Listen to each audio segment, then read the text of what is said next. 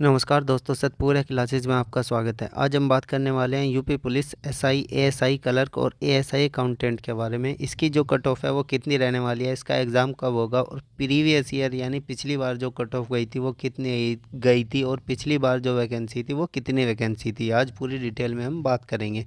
Exam pattern क्या रहने वाला है।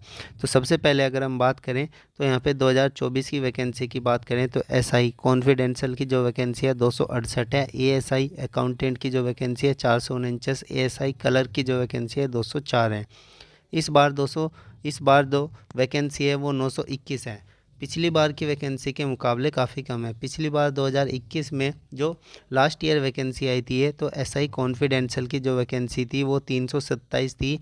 एएसआई की 644, एएसआई क्लर्क की 358। टोटल जो पोस्ट थी वो 1329 थी। ये ऑफिशियल डाटा मैंने यहाँ पे लिया है। तो पिछले साल के मुकाबले पिछले जो वैकेंसी आई थी उसके मुकाबले यहाँ पे जो वैकेंसी है वो काफ़ी कम है। अब यहाँ पे फॉर्म देख लेते हैं, पिछली बार कितने फॉर्म भरे गए थे और इस बार कितने फॉर्म भरे गए हैं। चलिए सबसे पहले अगर हम बात करें 2024 की तो 2024 में टोटल फॉर्म फिल किए गए थे 66,289।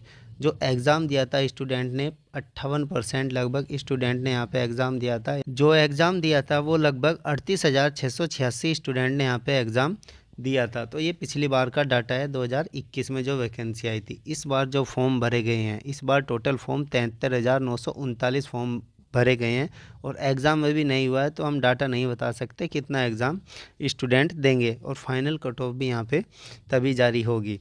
अब यहाँ पे लगभग 2021 की कट ऑफ के बारे में बात करें कितनी गई थी और उसके आधार पर देख सकते हैं आप कितनी कट ऑफ 2024 में जाने वाली है। तो बात कर लेते हैं जनरल कैंडिडेट की। तो जनरल कैंडिडेट की कट ऑफ कितनी गई थी तो यहाँ पे समझेंगे। जनरल कैंडिडेट की जो ये फाइनल कट ऑफ मैंने लिखी है, जनरल कैंडिडेट की यहाँ पे 303.13, ईडब्ल्यूएस 301.14, ओबीसी की जो कट ऑफ थी 302.32, एससी की 277.35, एसटी की 235.6। ये फाइनल सिलेक्शन वाली कट ऑफ थी। और यहाँ पे मैं आपको एक और बात क्लियर कर देता हूँ, यहाँ पे 139 जो वैकेंसी थी वो खाली रह गई थी 2021 की वैकेंसी में थी। 139 पोस्ट यहाँ पे खाली रह गई थी। टोटल जो पोस्ट थी 1329 में से। तो यहाँ पे आप देख सकते हैं कि कट ऑफ यहाँ पे कितनी जा सकती है, उसके हिसाब से आप अंदाज़ा लगा सकते हैं पिछली कट ऑफ कितनी थी और इस बार कितनी यहाँ पे जा सकती हैं। तो अगर मैं सेफ़ स्कोर की बात करूँ तो सेफ़ स्कोर यहाँ पे किसी भी कैटेगरी का तो 295 प्लस आपको नंबर लाने होंगे, तभी आप सिलेक्शन यहाँ पे ले पाएंगे। अब यहाँ पे एग्ज़ाम पैटर्न की बात करें तो एग्ज़ाम पैटर्न यहाँ पे देख लेते हैं। एग्ज़ाम पैटर्न की बात करें तो यहाँ पे टोटल जो क्वेश्चन होते हैं वो 200 क्वेश्चन होते हैं और टोटल जो मार्क्स होते हैं वो 400 मार्क्स होते हैं। टाइम हमें 2.5 घंटे का मिलता है। नेगेटिव मार्किंग यहाँ पे नहीं होती और 35% मार्क्स यानी हर सेक्शन में हमें लाने होते हैं। यहाँ पे क्वेश्चन की बात करें कि किस सब्जेक्ट से कितने क्वेश्चन यहाँ पे आते हैं। तो अगर मैथ्स की बात करें, वैसे तो मैथ्स का जो सेक्शन है वो 50 मार्क्स का पूरा आता है, लेकिन जो मैथ्स के क्वेश्चन होते हैं उसमें लगभग 32 क्वेश्चन ही होते हैं। बाकी आईपीसी से रिलेटेड जीएस के क्वेश्चन यहाँ पे आ जाते हैं। 18 क्वेश्चन लगभग आईपीसी से रिलेटेड क्वेश्चन इसमें डाल दिए जाते हैं मैथ्स के में।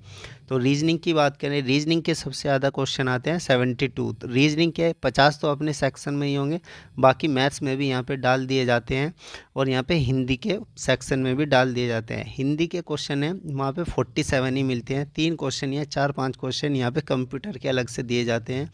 जीएस में भी यहाँ पे कंप्यूटर के क्वेश्चन डाल दिए जाते हैं। तो टोटल क्वेश्चन यहाँ पे देख लेते हैं तो यहाँ पे 200 क्वेश्चन मिलते हैं। सबसे कम क्वेश्चन जो मिलते हैं वो मैथ्स के क्वेश्चन मिलते हैं। सबसे ज़्यादा क्वेश्चन यहाँ पे रीजनिंग के मिलेंगे और जीएस में और हिंदी में आपको कंप्यूटर के क्वेश्चन 4 से 5 क्वेश्चन अलग अलग मिल जाएंगे। कंप्यूटर के लगभग यहाँ पे 15 से 16 क्वेश्चन आपको देखने को मिल जाते हैं। एवरेज 15 से 16, ज़्यादा भी हो सकते हैं। तो आप यहाँ पे देख सकते हैं कि एग्ज़ाम में कितने क्वेश्चन आ सकते हैं।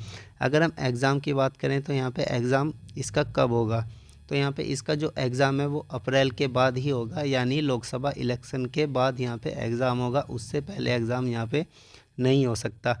तो आप ये मान के चले जो इसका एग्ज़ाम है वो मई में हो सकता है।